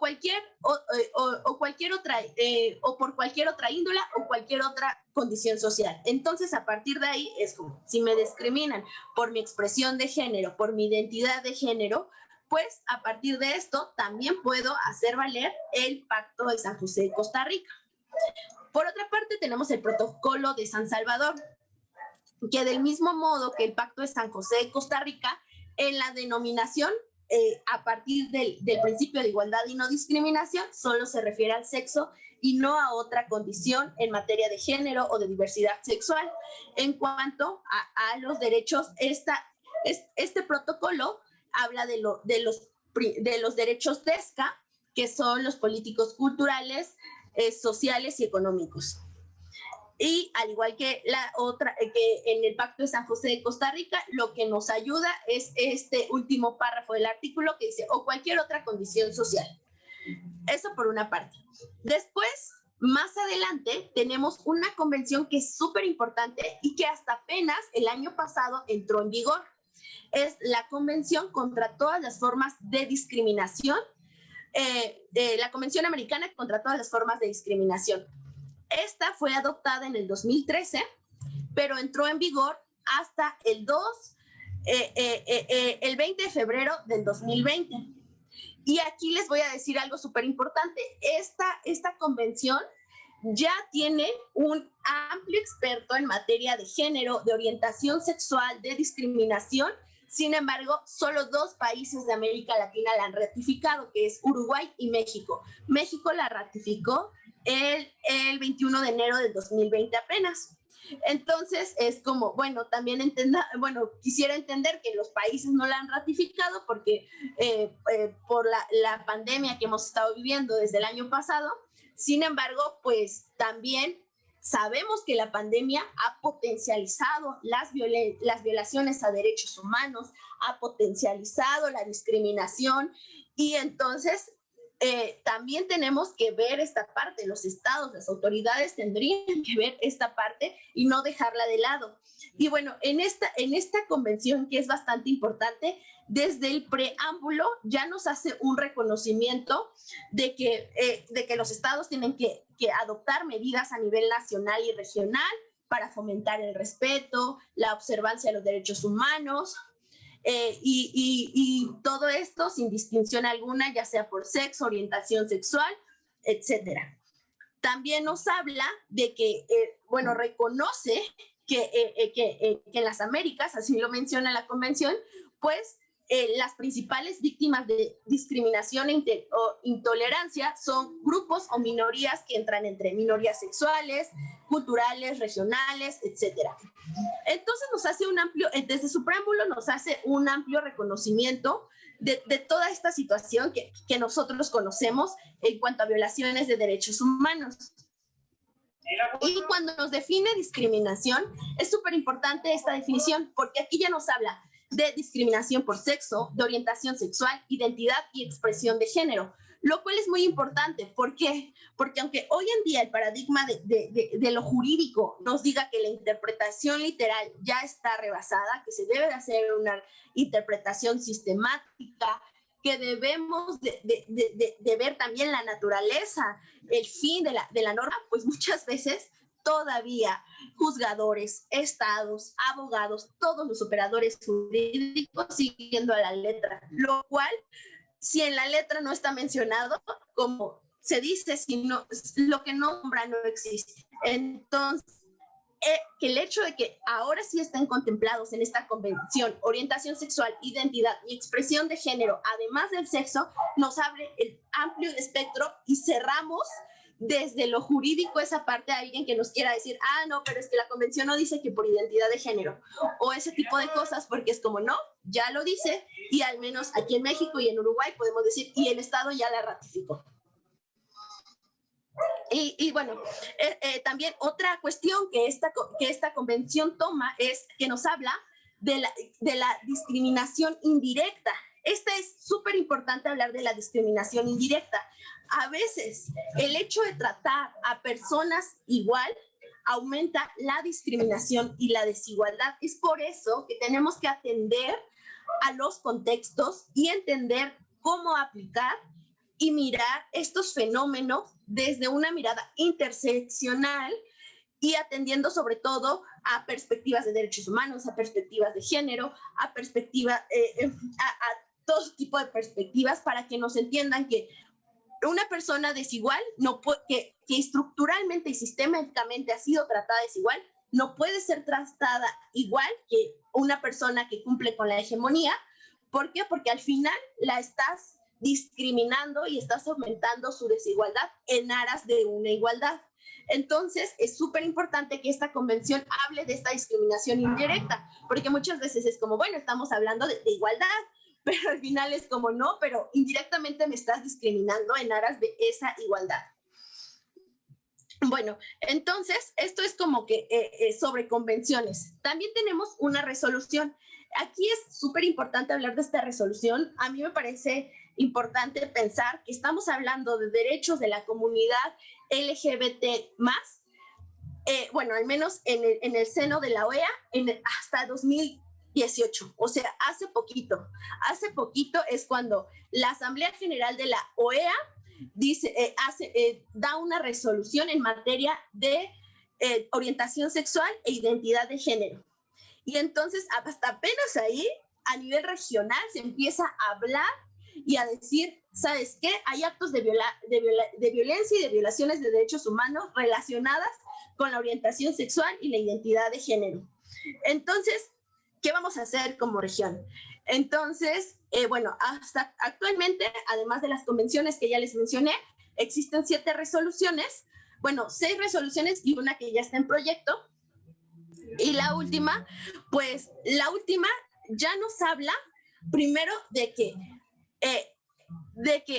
las operaciones para fijar un sexo a una persona intersex, estamos hablando de tortura, que eso no debería de pasar y menos apoyados en este binarismo de o tienes que ser hombre o tienes que ser mujer y no existe más y entonces siendo bebé ni siquiera te vas a enterar. Vamos a realizar procedimientos quirúrgicos médicos para evitar esta situación. Sin embargo, en esta resolución, la OEA la Asamblea General de la OEA nos está hablando de que estos procedimientos ya son tortura y deben ser considerados como un tipo de tortura. Y también aquí nos empieza a hablar bueno, entre muchas cosas que nos habla esta resolución, yo resalto que también que insiste que los estados deben de tener encuestas, cifras en cuanto a violencia homofóbica y transfóbica, y todo esto para que se promuevan políticas públicas que protejan a los derechos humanos de la diversidad sexual. Y entonces es muy importante. El hecho de no tener cifras, pues también nos está hablando de una responsabilidad del Estado por omisión. No se está haciendo responsable porque dice, yo no sé que pasan violaciones a derechos humanos de la comunidad de la diversidad sexual. Y es como, no, tenemos que hablar de cifras y deben de estar, debemos hablar de transparencia para que también nosotros podamos tener acceso a estas cifras. Después tengo dos documentos, bueno, les quisiera presentar dos documentos que también se los haremos llegar, que uno, primero, es un estudio que realiza la Comisión Interamericana de Derechos Humanos a partir de una petición de la Asamblea General de la OEA, en la que nos habla nos habla sobre las implicaciones jurídicas y los desarrollos conceptuales y terminológicos relativos a la orientación sexual, identidad de género y expresión de género. Es decir, nos define qué es la identidad de género, qué es la expresión de género, qué es la orientación sexual, qué es el género, qué es el sexo, qué es una persona intersex, qué es una persona lesbiana, qué es una persona bisexual, qué es una persona transexual, etcétera. Y nos dice las implicaciones jurídicas. Como dije, este estudio es muy importante porque a partir de este estudio se toman para las leyes, para las convenciones, estos términos. Entonces, conocer esto y saber que están nombrados es súper importante para saber cómo, desde dónde y cómo poder jugar con estas herramientas jurídicas para poder tener una protección de derechos humanos. Yo siempre lo he dicho, es como lo bonito del derecho es que puedes conocer, o sea, hay que saber que el derecho es una herramienta de control y una herramienta androcéntrica y patriarcal. Sin embargo, conocerla y saberla mover nos ayuda a usar esta misma herramienta para poder proteger a las personas que estructuralmente y sistémicamente han sido discriminadas y han sido oprimidas. Por otra parte, tenemos el informe anual de la Comisión Interamericana de Derechos Humanos, donde hace un seguimiento, bueno, más bien, nos hace una recopilación de la situación de derechos humanos de América Latina. Lo hace país por país, sobre todo a veces tomando en cuenta a los países a los que ese año les tocó como que los visitaran, pero también país por país y tema por tema. ¿Cómo está la situación en México en materia de los derechos humanos de las personas LGBT+? ¿Cómo está? Atendieron a nuestras recomendaciones, etcétera. Actualmente México tiene 2 recomendaciones de la Comisión Interamericana de Derechos Humanos en materia de personas de la diversidad sexual. Una de ellas es adoptar las medidas necesarias para investigar, sancionar y reparar actos de violencia contra personas LGBT de acuerdo con los estándares de debida diligencia. Las investigaciones en casos de violencia contra personas LGBT deben estar libres de nociones estereotipadas de las personas LGBT y deben incluir la determinación de si estos actos fueron cometidos por orientación sexual o identidad de género de las víctimas. Y la segunda es adoptar medidas necesarias en materia de prevención de violencia, incluyendo medidas legislativas y en políticas públicas en miras hacia la erradicación de la discriminación social que existe hacia las personas LGBT. Debo decir que después de este informe, al menos en México, estas recomendaciones siguen en cumplimiento porque las acciones que reporta el Estado mexicano y que reportan asociaciones y organizaciones civiles nos están diciendo pues que al Estado mexicano le está faltando pues realmente o hacer las cifras o hacer su trabajo bien, porque las cifras no nos dicen nada o las cifras que tienen defensores de derechos humanos de la comunidad LGBT pues chocan con los que da da el Estado mexicano. Entonces, pues es súper importante pues ver estos informes, porque también vemos qué es lo que dice el Estado que hace y lo que realmente hace y qué estamos haciendo, y para ver desde dónde vamos a tener que incidir y qué falta para seguir incidiendo en esto. Entonces, en este sentido, también les haré llegar este informe para que puedan revisarlo, puedan revisar su país, puedan revisar las acciones y sobre todo, pues vean cómo es, hacia dónde vamos en materia de derechos humanos a nivel regional. ¿Podría cambiar la diapositiva, por favor? Sí. Ahora ya vamos a hablar del marco nacional. El marco nacional de la Constitución, tenemos que nuestro primero sería como la Constitución Política de los Estados Unidos. Como ya les hablé del primero constitucional. El párrafo 5 nos habla de la no discriminación. El 4 nos habla de la igualdad. Entonces, desde a nivel constitucional nos hablan pues de todo el respeto de los derechos humanos. Los derechos humanos en la Constitución mexicana están del artículo 1 al 28, al 29 es más bien de la suspensión de derechos humanos, entonces, pero bueno, se toma también como dentro de este marco de derechos humanos, porque habla sobre el tema. Pero aquí, dado el tema que vamos a tocar más adelante, que es la legislación universitaria, voy a hablarles de lo que dice el artículo 3º. En el 2019 hubo una importante reforma al artículo 3º constitucional en materia de educación, porque nos cambia el paradigma de la educación y nos implementa nuevos principios constitucionales que deben de ser obligatorios para todos los niveles educativos. Bueno, además de que en esta reforma se dice que la educación superior debe ser obligatoria. Entonces, tenemos aquí en el párrafo 4 nos dice: la educación se basará en el respeto irrestricto a la dignidad de las personas con un enfoque de derechos humanos y de igualdad sustantiva. Tenderá a desarrollar armónicamente todas las facultades del ser humano. Este pequeño párrafo nos abre un panorama enorme, sobre todo ahorita que empecemos a hablar de las educaciones, de las instituciones de educación superior y también aplica para educación básica, pues nos está diciendo que sí o sí la educación tiene que respetar la dignidad humana, los derechos humanos, se debe buscar una igualdad sustantiva y debe desarrollar todas las facultades del ser humano.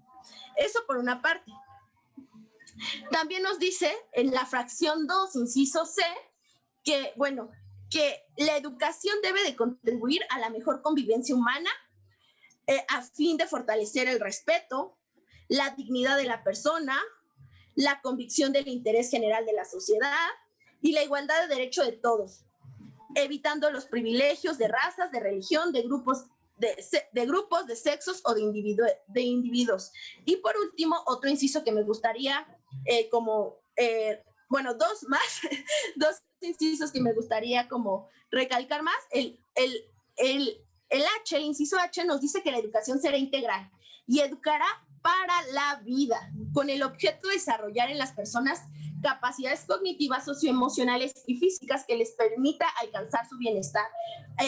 En intervenciones anteriores, la licenciada Damián nos hablaba del respeto del derecho al libre desarrollo de la personalidad.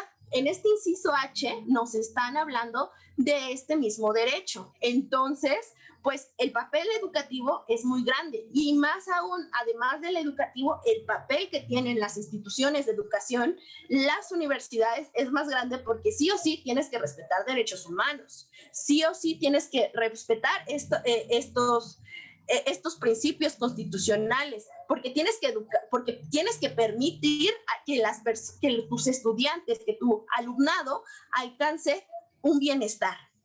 Y bueno, por último, dado que vamos a hablar de la UAMI y que es una universidad autónoma, la fracción séptima de este mismo artículo nos dice que las universidades autónomas, aún con su carácter de poder gobernarse a sí mismas, de libertad de cátedra, etcétera, siempre lo deben de hacer con respeto a los principios constitucionales. Entonces, es decir, que universidades autónomas también tienen como autoridades que tienen que respetar los derechos humanos más allá de quedarnos en el ámbito académico. Entonces, este es un impacto muy grande que también está dentro de la Constitución. Por último, para ir un poquito más rápido, quisiera hablar ya de un marco local que es como más específico, que es el marco local en cuanto a la Ciudad de México.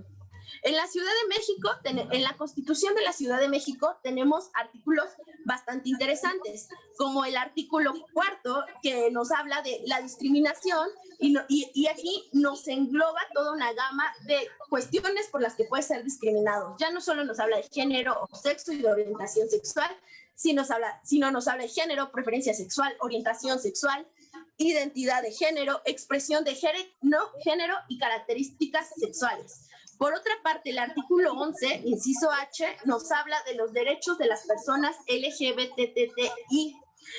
Tiene un apartado para las personas, de la comunidad, y nos habla del reconocimiento de igualdad.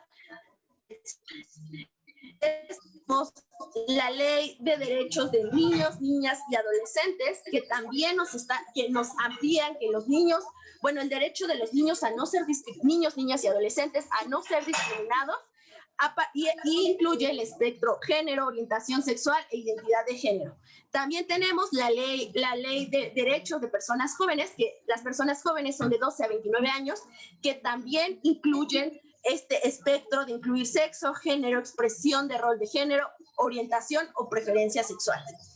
Y ahora bien, por otra parte, quisiera hablar, por último, del Código Penal y del Código Civil. El Código Penal de la Ciudad de México reconoce, primero, en los delitos de lesiones y de homicidio, reconoce el agravante del odio.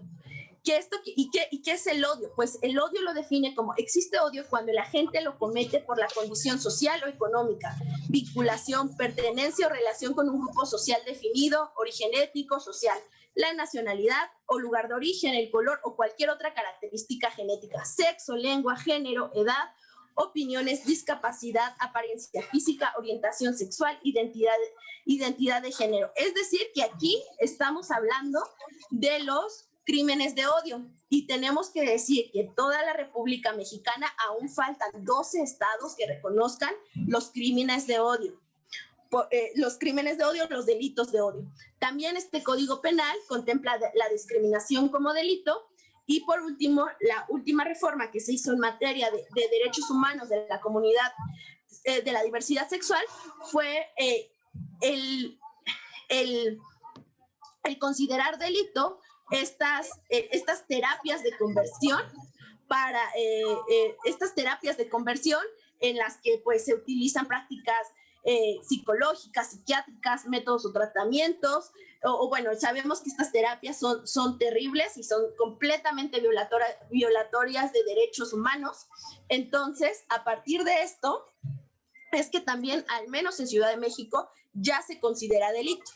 Y por último, hablando del matrimonio, en Ciudad de México también se habla de que, ya el matrimonio homoparental es legal, y aquí sí hubo una evolución. En anteriores códigos civiles, de hecho, se hablaba que el objeto del matrimonio, que el matrimonio era entre hombre y mujer, y el objeto del matrimonio era la perpetuación de la especie.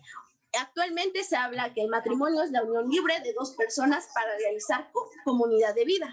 Y antes de llegar a esta definición de matrimonio, también atravesamos por la parte de una institución que se llama Sociedad en Convivencia, que era como un símil al matrimonio, pero sin todos los derechos que implica el matrimonio. Y esto fue lo primero. Aún existe esa institución, pero ya se reconoce el matrimonio homoparental. Entonces, podemos, viendo el marco regional, viendo el marco nacional, viendo el marco local, decimos, wow, ¿cuántos derechos tenemos? ¿Y cuántos derechos reconocidos tenemos? Vamos muy bien, vamos por buen camino. O sea, sí vamos por buen camino, porque al menos ya están reconocidos, ya son derechos fundamentales, ya se tienen que garantizar, ya son más fácil de exigir. Sin embargo, hay que decir algo: no todo se queda en la ley, en la legislación, porque muy bien, qué bueno Ciudad de México, qué bueno México, qué bueno Latinoamérica, que tengas todas, qué bueno mundo, que tengas todos estos reconocimientos de derechos humanos, pero dime, al menos en México, con todas estas leyes pequeñas, bueno, este pequeño anclaje de leyes que les presenté, porque México es el segundo país con crímenes de odio a miembros de la comunidad LGBTTIQ+, porque en México hay 11 feminicidios al día, si hay un amplio espectro de protección a derechos humanos. Eso quiere decir que, bueno, los derechos humanos, lo vuelvo a repetir, se tienen que ver siempre con una mirada interseccional, atendiendo al contexto, y su protección va más allá de un marco normativo. Su protección, que estén en el marco normativo es súper importante, porque como dije, lo que no se nombra no existe, pero va más allá. La lucha y protección de los derechos humanos va más allá de que esté en la ley, porque que esté en la ley lastimosamente no nos garantiza nada. Y es así como lo mencionó la licenciada Socorro, que, ok, hablamos de perspectiva de género, de que se implementa, pero ¿realmente estamos implementando perspectiva de género o solo la estamos implementando para ser políticamente correctos? Y ya sea en universidades, en empresas, en otras instituciones. Entonces, hablar de perspectiva de género, hablar de respeto, protección, garantía de los derechos humanos, significa hacer cambios estructurales, cambios sistémicos y atender a los contextos. Y bueno, esto es por mi parte en cuanto a normativa nacional y normativa regional, para ceder la palabra y hablar a la licenciada Socorro, que nos hablará de la legislación universitaria de la UAM.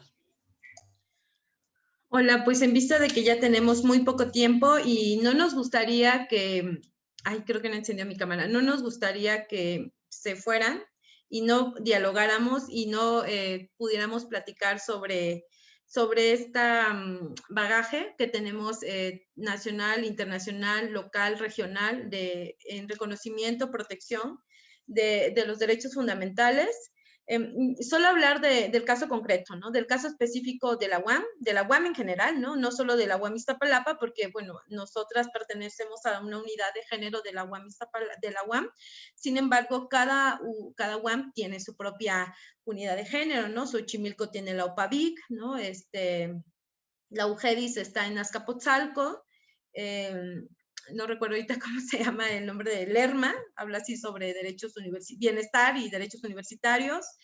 Y bueno, entonces, sin embargo, nos regulamos por la misma legislación, ¿no? Todas las unidades. Ahora, tenemos como muchísimas universidades, pues obviamente su estructura, ¿no? Su ley orgánica, su reglamento orgánico, ¿no? Tenemos reglamentos, un sinfín de reglamentos que obviamente no todos vienen al caso, o sea, no es que ahora queremos revisar uno por uno, ¿no? Y decir, bueno, aquí hay que bueno, desde luego que todos necesitan lenguaje inclusivo, desde luego que todos, se tendrá que modificar eso. Sin embargo, no todos los reglamentos nos fueron como muy interesantes como revisarlos, puesto que algunos sí tienen como más injerencia, ¿no? En la vida estudiantil, en la vida académica, en la vida laboral de las personas de la UAM. ¿Cuál es el panorama? ¿Qué panorama tenemos hoy en nuestra universidad, en la Universidad Autónoma Metropolitana? ¿Qué derechos, de esos derechos que ya están reconocidos y protegidos, como bien hizo el recuento mi compañera abogada, Yelitza? Quiero decirles que yo también coincido totalmente con ella de que el derecho, si bien es cierto, ha sido un mecanismo de control social, de poder, de subordinación de ciertos grupos vulnerables, entre ellos las mujeres, las niñas, los niños, las personas de la diversidad sexual. Cuando se tiene un enfoque feminista del derecho, cuando podemos criticar el derecho, ¿no? Desde el feminismo jurídico, podemos hacer intervenciones nosotras, ¿no? Desde la abogacía para la defensa y protección de los derechos humanos. De manera que si el amo utiliza el derecho para sostener la desigualdad, para perpetuar las desigualdades, la discriminación, nosotras, las abogadas feministas, utilizamos el derecho como herramienta de defensa justo de los grupos vulnerables en situación de desventaja. De esa manera, nosotras al revisar la normativa de la universidad, pues vemos que contamos con un reglamento interno de los órganos colegiados académicos, que es el RIOCA, el reglamento de la Defensoría de los Derechos Universitarios, y aquí en hablar del reglamento de la Defensoría de los Derechos Universitarios me parece de suma importancia porque este reglamento dice, bueno, en la exposición de motivos, dice, es parte de sus prioridades cuidar que en sus espacios se promueva, defienda y vigile el respeto de los derechos humanos de su comunidad, ¿no? Ya el reglamento dice que la universidad va a crear estos espacios donde se van a promover los derechos humanos de su comunidad, ya que estos y los derechos universitarios son complementarios en la medida que guardan un vínculo indisoluble, y bueno, ahí tiene que ver con los principios que regulan los derechos humanos, y que ya les habló Yelitza de la indivisibilidad, de la interdependencia, ¿no? No podemos exigir, por ejemplo, el derecho a la educación. Yo no puedo decir que vamos a poner un ejemplo, que una mujer, ¿no? O una niña, bueno, vamos a poner ejemplo de una niña en una secundaria pueda ejercer su derecho a la educación si es discriminada, si es violentada, si es acosada sexualmente. Y pues por ahí, fíjense que cuando tengan tiempo, revisen los estándares internacionales que nos ha dado la Corte Interamericana de Derechos Humanos, y en uno de esos estándares que fue de junio, bueno, fue una sentencia relevante de junio del 2020, se habla de la violencia sexual en el ámbito educativo, ¿no? Y es una sentencia muy importante que, bueno, ahí nos viene a recordar una vez más que la educación no se puede dar en condiciones de desigualdad, de desventaja, de violencia. Y esa sentencia, que es el caso Albarracín contra Ecuador, es la denuncia de una madre, ¿no? que obviamente transitó por todo un camino terrible en búsqueda de justicia, cuando a su hija, Paola, de 16 años, se suicidó a raíz de la violencia sexual cometida por el vicerrector de su escuela, y además por la violencia sexual ejercida por el médico que para la interrupción legal del embarazo le pidió y le exigió tener o sostener relaciones sexuales con él, ¿no? Esta violencia que Paola sufrió en el espacio educativo nos tiene que enseñar algo, y no quisiera decir, porque las víctimas cuando están ahí, cuando hablamos del término víctimas, que eso sería como otra charla, hablar de víctimas, nos dicen es que es como un término como que menosprecia, como un término que pobrecitas, no las estamos ubicando, no. Cuando hablamos de víctimas estamos hablando de sujetas políticas, y estamos hablando de sujetas de derechos humanos. La víctima no es otra cosa más que una persona sujeta o titular de derechos humanos, ¿no?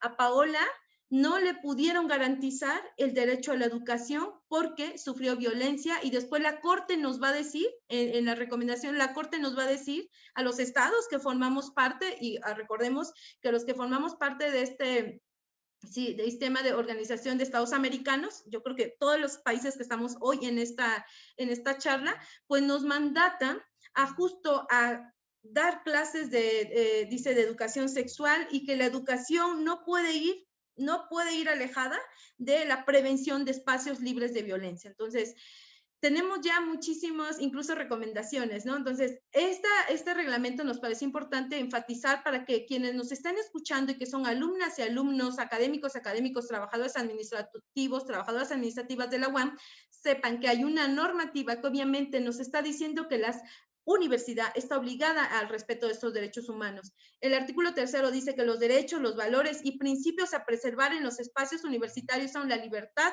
la igualdad, la seguridad jurídica, la libertad de expresión, la reunión, la petición, y por ahí nos habla de un principio, diversidad, no dice diversidad sexual, ¿no? Pero entendemos que está, haciendo alusión a la diversidad sexual.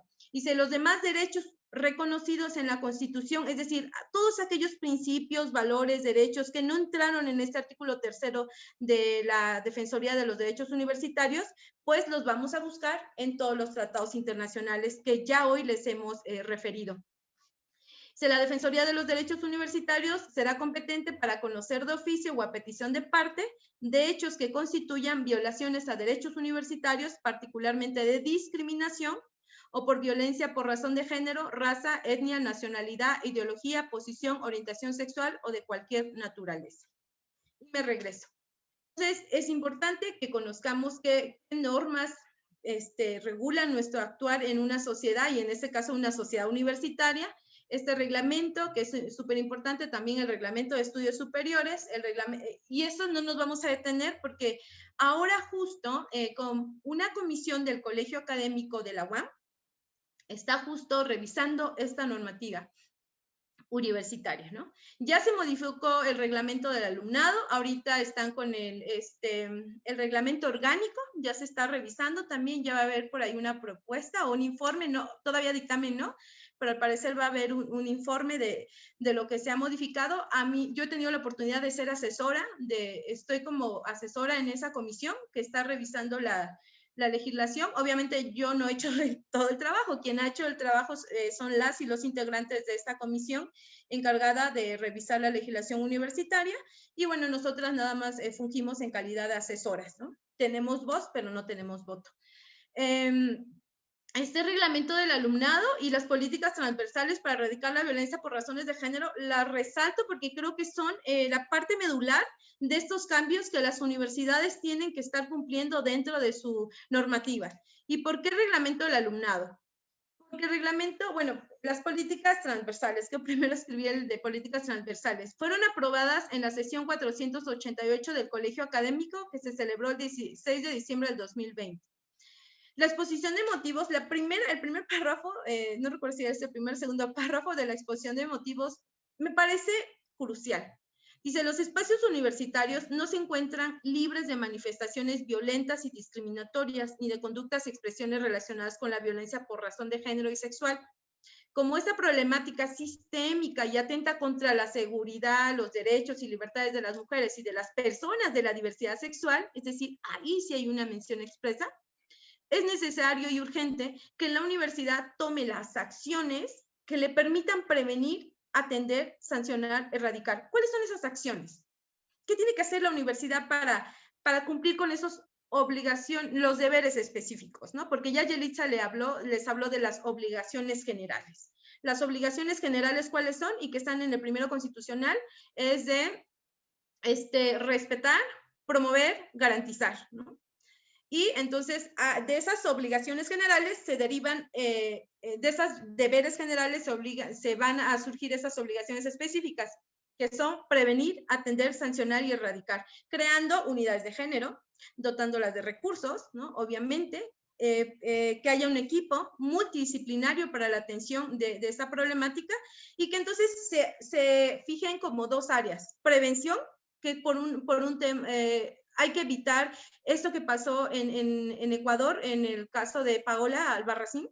Es decir, la Corte dijo que sabiendo la violencia sexual que existía en ese contexto de Ecuador, porque la Corte va a retomar informes de organizaciones civiles donde les van a decir que cuántas niñas están siendo violentadas y abusadas sexualmente en las escuelas, va a ser como un recuento incluso de las víctimas que hay, de la impunidad que persistía en Ecuador, y le va a decir la Corte al Estado de Ecuador, tú tenías este contexto y aún así no preveniste. Tenías un deber de prevenir y no lo hiciste. ¿Cómo? Pues creando campañas de orientación, de información, de sensibilización. Incluso la prevención no solo tiene que ser positiva, hay prevención negativa. En ese sentido es cuando tú sancionas las conductas, ¿no? Entonces, estas son las obligaciones que ya están dentro de las políticas transversales para erradicar la violencia por razones de género en la UAM. ¿Es un gran logro? Sí. Sí, porque volvemos a repetir, lo que no se nombra no existe y lo que no se nombra no se combate, ¿no? Entonces, ya se está reconociendo la problemática, ya está ahí dentro de las políticas. Estas políticas se estructuran en 4 apartados. Espacio universitario libre de violencia, y ahí otra vez nos va a decir que se tiene que garantizar protección, seguridad a las personas de la comunidad de la diversidad sexual, ¿no? Y a las mujeres. docencia con perspectiva de género y libre de violencia. Y también ahí se va a ver una serie de políticas y nosotras las y les invitamos a quienes son de la UAM a que revisen la página de la UAM y vean cuáles son las políticas que se aprobaron, qué dicen y cómo las vamos a hacer, pues, o cómo las vamos a materializar, porque después de esas políticas, recuerden que son políticas orientadoras, ¿no? Van a orientar el objetivo, la función de la universidad, ¿no? Entonces, también una de las políticas es que la investigación con ética y libre de violencia de género. ¿Por qué la investigación? ¿Y por qué meterse con el tema de la investigación? Bueno, porque tiene que haber investigación también orientada a la investigación que toque o aborde la diversidad sexual, las causas estructurales de la violencia y tengan un enfoque, obviamente feminista, no lo dice feminista, pero un enfoque de género. Y en el tema de preservación y difusión de la cultura para la igualdad de género, es que son las obligaciones, esas son las tareas sustantivas de la universidad, ¿no? Que la docencia, la investigación, la preservación y difusión de la cultura, bueno, pues ya tienen que estar permeadas por estas políticas para la transversalización. Transversalizar significa que tienen que cruzar por todas las áreas, ¿no? Por órganos personales, órganos colegiados, instancias de apoyo, ¿no? Este enfoque, esta perspectiva de género y derechos humanos, interseccional, porque no es lo mismo, obviamente, cuando hablamos de discriminación a una mujer X, ¿no? A lo mejor que mujer universitaria o mujer, además, que tiene determinado poder económico, ¿no? Frente a una mujer que no tiene estudios universitarios, que vive, no sé, en condiciones de pobreza, de marginación, además es indígena. Entonces, no solo tenemos que tener una visión de género, y ya lo comentó Yelitza también, sino nuestro enfoque tiene que ser interseccional. Todos tienen el mismo nivel de importancia y el objetivo común es que se tiene que desplegar el objetivo social y las actividades inherentes al mismo. Ok. Y dentro del reglamento del alumnado, y bueno, porque creo que ya que tenemos muy poco tiempo, es bien importante lo que pasó con el reglamento del alumnado. No sé, quienes estén aquí después nos podrán compartir cómo se han modificado su normativa y sobre todo lo que tiene que ver con las faltas que cometen alumnas o alumnos en contra de los integrantes de la propia universidad o contra la institución, ¿no? En este caso de la UAM, pues nuestro reglamento del alumnado pues va en ese sentido. Se incluyó, bueno, se estableció un lenguaje inclusivo, ¿no? Aunque bueno, yo sigo pensando y me gustaría, no sé si alumnado es inclusivo, o sea, yo pensé que era alumnas y alumnos, pero se dijo que alumnado era inclusivo, pero me quedé siempre con esa duda. Y bueno, se va a garantizar dentro de ese reglamento del alumnado o se va a reconocer la violencia por razón de género como una falta grave, ¿no? Como una falta administrativa grave. Entonces se reconoce que incitar o ejercer cualquier medio de violencia o acto que atente contra la dignidad humana por medio de actos de discriminación o prejuicios. Quiero mencionarles que una cosa es lo que dice la legislación y otra cosa muy diferente es cómo la aterrizamos, ¿no? Cómo la materializamos. Y entonces ustedes nos preguntarán, ¿y ya se llevó un caso? Ya se presentó un caso por, no sé, homofobia, lesbofobia, bifobia, ante una comisión de faltas de un consejo divisional. Bueno, acá desde la Unigénero, sí, por bifobia, ¿no? Por discriminación, por discurso de odio. Se presentó un caso, obviamente respetando la confidencialidad, la privacidad de quienes intervienen en estos procedimientos, pues se salvaguardan esos derechos de las personas, tanto de la parte presunta generadora de violencia como de las víctimas, pero sí, entonces sí se está materializando.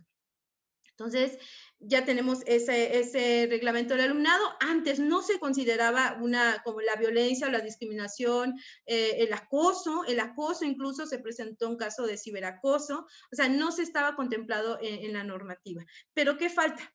Porque ya está en la normativa, ya la comisión de faltas conoce, ¿no? Pero ¿qué nos está faltando? Entonces, dentro de las conclusiones y ya para pasar con las preguntas, el conocimiento va más allá del papel, ¿no? Se requiere, como bien lo dijo mi compañera Yelitza, que tengamos, bueno, yo siempre he dicho, falta voluntad política, hace mucha falta voluntad política de quienes estamos al frente conociendo de la problemática y además entender que este tema de la violencia no se tiene que atender como una causa individual, donde solo se señale agresores, ¿no? Como se individualizar, pues eso es estructural y por lo tanto tenemos que modificar toda una estructura y toda la cultura. La importancia de la interpretación en materia jurídica es importante. ¿Por qué? Porque tenemos que tener justo una interpretación con perspectiva de género y derechos humanos e interseccional. Hablar de un protocolo de respeto a las identidades no lo tenemos. Y entonces esas políticas orientadoras nos tienen que, aunque van a decir, pero ¿por qué quieren otro protocolo si ya tienen un protocolo para atender y prevenir la violencia de género? Y ahí incluye a las personas de la diversidad sexual. Sí, pero no especifica cómo y cuáles son los mecanismos con las ciertas particularidades que se tienen que atender para las personas de la comunidad de la diversidad sexual, ¿no? Entonces, como que dejamos al arbitrio de cada quien como que las interpreta, y yo creo que hay que especificar eso. El derecho a la educación es un derecho humano, relacionado con el derecho a la igualdad y a la no discriminación. Tomar en cuenta dichos principios generará que las IES mejoren condiciones para su comunidad. Necesitamos armonizar las normativas universitarias con los principios de igualdad y no discriminación, incluir en el currículo temas relacionados con la diversidad sexual y sensibilizar en la materia. Falta muchísima capacitación docente y administrativa en la materia porque nos seguimos encontrando con personas que discriminan, con personas que ejercen malos tratos y con personas que tienen esos prejuicios de las que ayer y las fobias de las que ayer nos hablaba el doctor Rubalcaba, ¿no? Y que cuando van sus alumnos a tomar la clase, o no les ceden la palabra, o simplemente los mismos profesores se sienten acosados porque un chico gay les está pidiendo la palabra, es como ya me está tirando la onda, porque lo hemos tenido, o sea, se han presentado esos casos. Entonces yo creo que falta mucha sensibilización en la materia y que se destinen recursos suficientes. Es importante y necesario un gran paso que esté en la ley, pero que no se quede ahí, obviamente, y las universidades como centros de cambio, reflexión y reconocimiento a los derechos humanos. Bueno, esto lo escribió mi compañera Yelitza. Somos mucho más, lo cito, somos mucho más fuertes cuando nos tendemos la mano y no cuando nos atacamos, cuando celebramos nuestra diversidad y juntos derribamos los poderosos muros de la injusticia. Y aquí otra vez tiene que ver con el derecho, ¿no? Cynthia McKinney, política y activista estadounidense, y yo lo único que les puedo decir, y les agradecemos esta escucha, y bueno, pasamos a las preguntas. Gracias.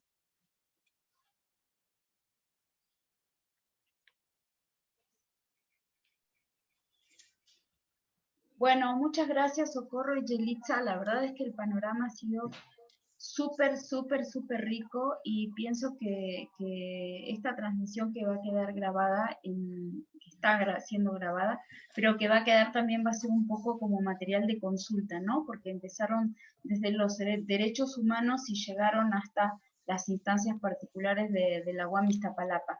Así que bueno, primero les agradezco mucho, pero voy a pasar un tanto rápido porque tenemos varias preguntas, y de hecho, por una cuestión de tiempo, las voy a recortar un poquito, pero yo sé que tanto vos, Soco, como Yelitza están abiertas a que les puedan luego preguntar. Dice aquí Andoni Bello Lanestosa, pregunta: ¿qué ejemplos de tratados internacionales reconocen los derechos humanos mejor que la CPEUM?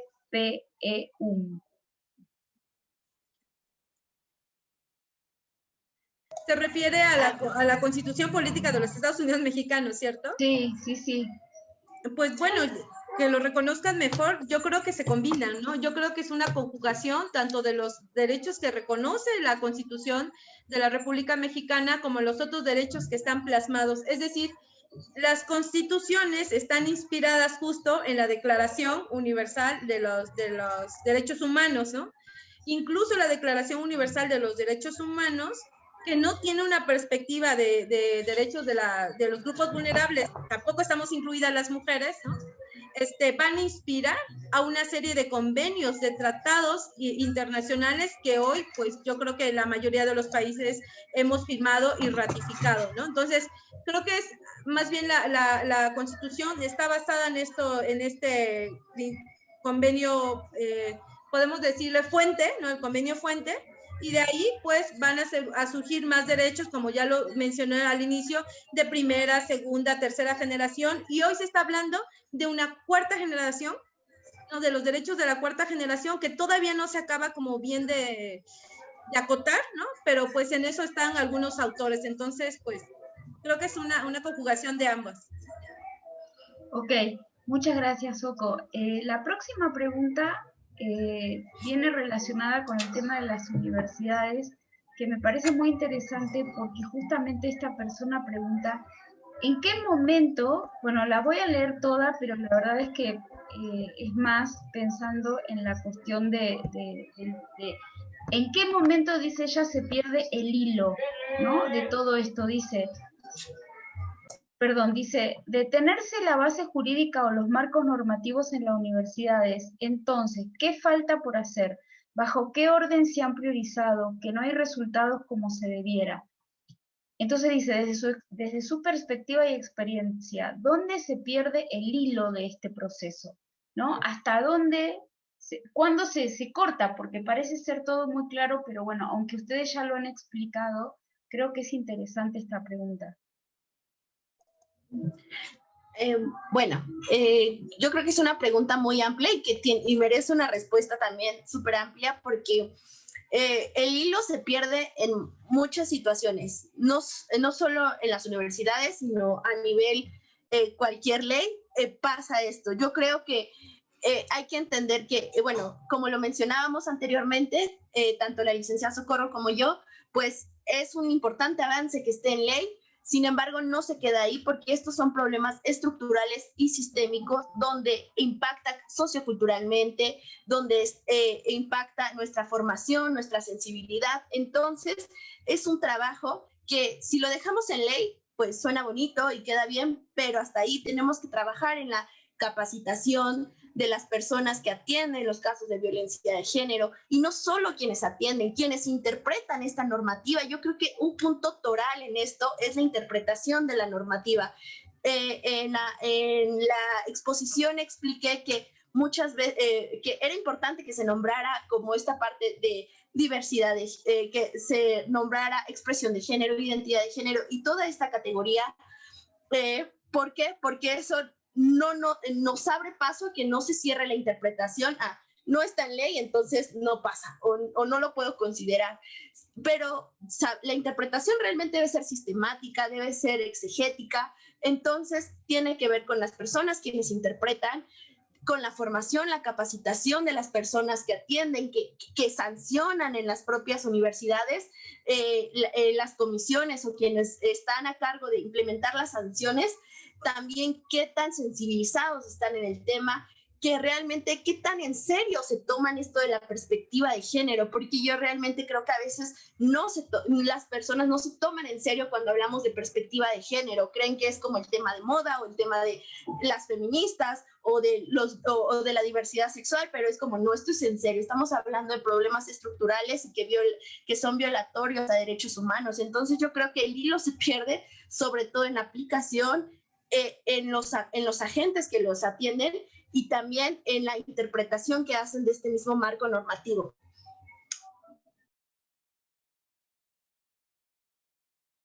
Muchas gracias, Yelitza. Otra pregunta que me parece también muy atinada es, ¿qué pasa con las personas no binarias? Porque el INE no ve y no ve reflejada la identidad de estas personas. Entonces, ¿qué pasa en lo legal?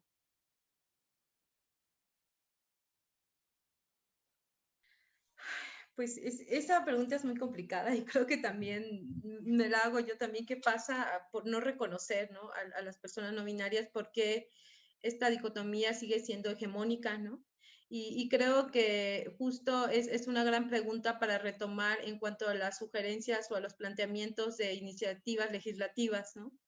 De seguir reconocer, porque creo que la argumentación podría ir en el sentido que hoy lo tocamos de la violación, no solo a la dignidad humana de las personas, de todas las personas, sino también al libre desarrollo de la personalidad, ¿no? en tanto no me reconozcas, en tanto incluso con el tema del INE, ¿no? Que es súper importante, o sea, cómo nombrarlas, cómo visibilizarlas, pues siguen estando excluidas totalmente no solo de la normativa, sino de todas las consecuencias que tenemos al ser ciudadanas o ciudadanos acreditados, ¿no? O sea, en cuanto a derechos de vivienda, derechos de salud, de seguridad. Entonces, me parece que habrá que seguir insistiendo y reconocer que hay una violación grave al libre desarrollo de la personalidad de estas personas. Perfecto, muchas gracias, Socorro. Y aquí vamos a hacer una última pregunta que dicen, ¿cómo podemos visibilizar y replicar estas reformas a la legislación en la educación básica y la educación media superior?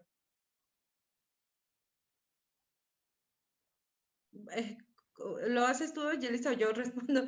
Bueno, me parece que esa es una gran pregunta. ¿Cómo replicar, cómo permear, ¿no? Todo el ámbito, tanto educación básica. Yo alguna vez hice un análisis sobre cómo en la educación básica ni siquiera, o sea, todavía podemos decir que las universidades estamos como en un estado de privilegio, y no quiero decirlo así, ¿no? Porque no, pero nos vamos a la educación básica y estos temas ni por error, ¿no? Me tocó, por ejemplo, ir a acompañar a una de mis hijas cuando denunciamos a un profesor por acoso sexual a una de sus compañeras, y lejos de encontrar el apoyo de la comunidad, los papás salieron con pancartas apoyando al profesor agresor, ¿no? Entonces, ¿cómo es posible que esta normatividad no se aterrice? Porque efectivamente la educación tiene que, ya lo comentó Yelitza, la educación tiene que ir con un enfoque de derechos humanos. Falta obligarlos, hay que obligarlos, ¿no? Porque creo que si no se hace, dicen, si no se hace por las buenas, tiene que ser por las malas. Y por las malas no significa que vaya a haber un castigo o vayamos a incendiar la universidad, ¿no? Que no estoy planteando eso, ¿no? Pero bueno, ha pasado que se dan los casos, pero lo que sí se requiere es pues promover incluso, ¿no? O sea, imagínate que por cada violación tendríamos que promover un juicio de amparo, Anneli, ¿no? O sea, eso es terrible porque para las familias no es un recurso, pues, para las familias, para las víctimas. Tendremos que seguir impulsando desde los espacios educativos, desde la academia, los administrativos y administrativas, que justo se materialicen con políticas, con reglamentos, y que incluso se establezcan mecanismos eficaces, eficientes, para que se puedan materializar. Sin mecanismos, sin garantías, no hay derechos, ¿no? O sea, una cosa es el derecho humano y otra cosa es la garantía que se esté destinando para su protección. Muchas gracias. Bueno, vamos a dar por finalizado, pero realmente agradecerles un montón toda esta información, porque justo uno de los aspectos comunes en todo este seminario ha sido justo el desconocimiento, ¿no? La falta de información y a veces sin saber dónde encontrarla, no solamente porque no nos cuestionamos las cosas, sino porque no sabemos dónde encontrarlas, y la verdad que el tema de la educación, como bien dicen ustedes dos, a partir de los derechos humanos es hasta obvio, ¿no? Creo. Entonces, bueno, les agradezco muchísimo a las dos este módulo, y les invito a ustedes que están siguiendo aquí al 4 de mayo, que va a ser el final de nuestro seminario, donde tendremos las representaciones de los transgenerismos en el cine, que va a ser impartida por Carlos Alejandro Pineda Roda, de la Universidad del Magdalena de Santa Marta, Colombia. Entonces, están, la verdad, todas las personas invitadas. Creo que es un buen tema para terminar todo esto, un poco de la cuestión cultural, y así podemos reflexionar desde todas las perspectivas que hemos tratado de hacerlo en este seminario. Muchas gracias a quienes nos siguieron, y bueno, esperamos que estén todas las personas para cerrar este seminario el próximo martes 4 de mayo. Muchas gracias.